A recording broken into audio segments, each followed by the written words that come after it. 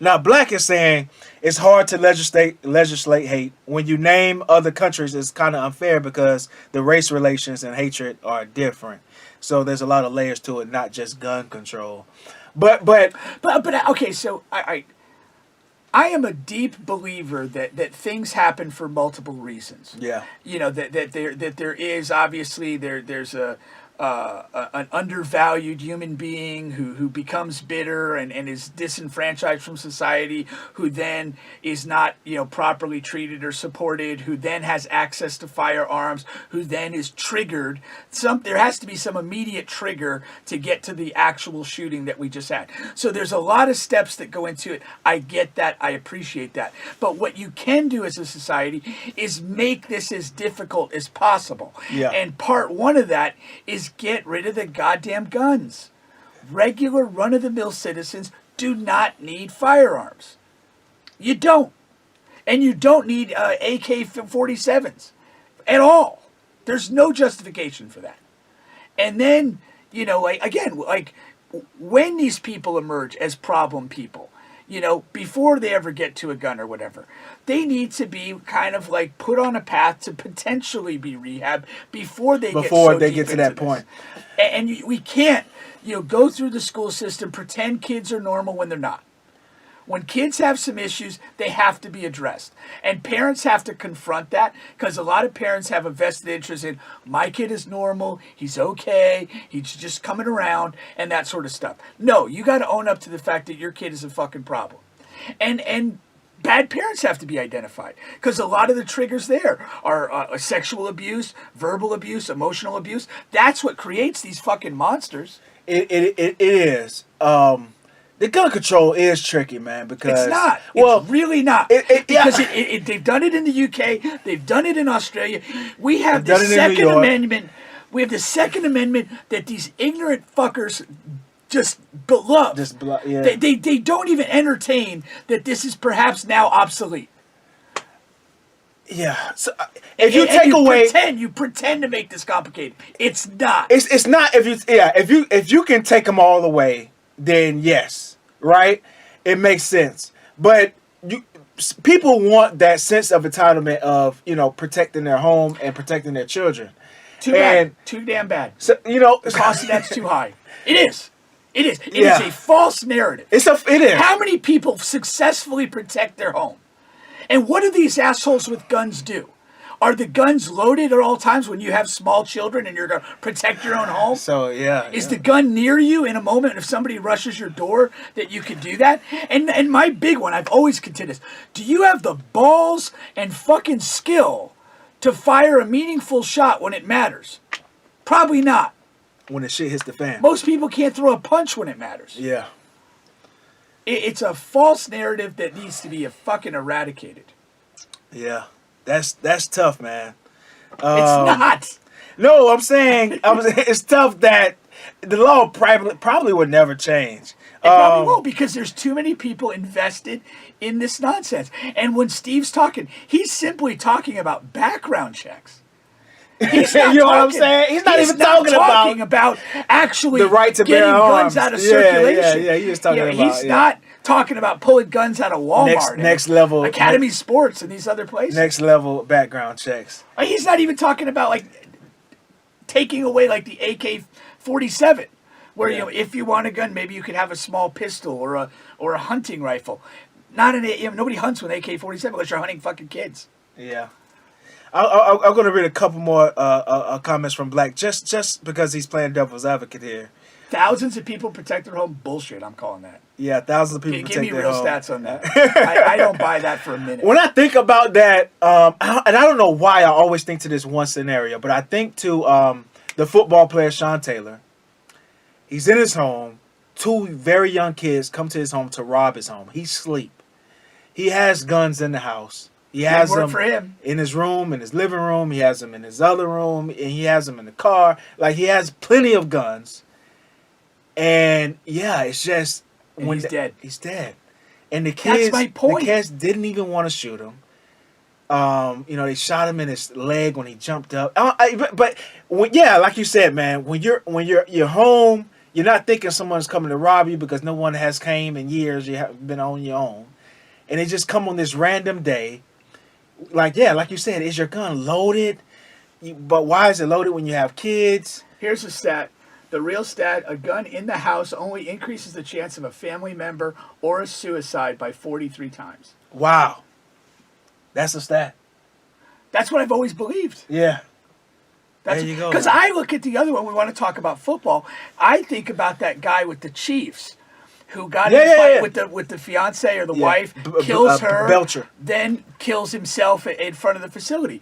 You know, if that is a no gun involved, if that's, you know, two people drunk and cheating on each other and whatever. Maybe he just hits her, which is bad too. Well, yeah, but she's still alive, Yeah, she and lives. he's still alive, Yeah. and we can, you know, pass out some criminal consequences to that behavior. Yeah. But now you have, you have two dead people. For what? Yeah. Yeah.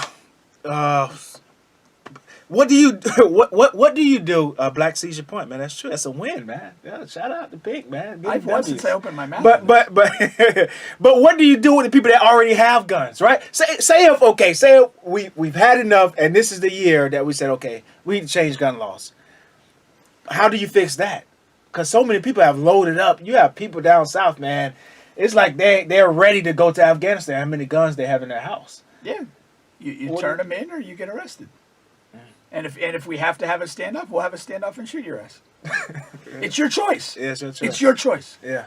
And here's the other false narrative that people like, okay, you know, I need my firearms in case the government wants to turn on me. Yeah, that too. The government can bomb you That's into my fucking hell. Now I'm with you 1,000%. I laugh at my cousins and stuff like that, man. If this shit goes to hell, man, the government come. Listen, man. If the government wants to kill you, it's nothing you can possibly do on the face of this Right. earth. Nowhere you can hide. It's nowhere you can. They have type of artillery that they just do not sell to us. I don't give a damn what type of people you know Yeah. on the damn black market and all that type of shit. Yeah. Yeah, they just bomb your ass and then kill 15 of your neighbors just because. You know what I'm saying? Like that's how the government operates. We do it every day abroad. I mean, like, come on, We're just man. dropping drones and bombs on anybody. You're not doing anything but endangering me, thinking you're going to take on the government. Like, come on, man. This is just such an absurd issue, and people have this really strange attachment to the Second Amendment that I do not understand at all. Yeah. I don't get it. I don't respect it. But at the end of the day, if this is what we agree to tolerate, then watch the bodies pile up. Yeah. We're going to continue to do it. Nothing will change until something really changes. And fundamentally, it is our view of weapons. Yeah. Yeah, when you read like tweets from people abroad in other countries, like they don't get it. Yeah. Like, what is this bizarre fixation you guys have with weapons? And it takes this, but it's been But so many it strong doesn't pushes. take- it doesn't shouldn't. take this. It shouldn't take this. Right, That's the but it correct term. doesn't take this because this is not going to change anything. Nothing. We had Sandy Hook 10 years ago.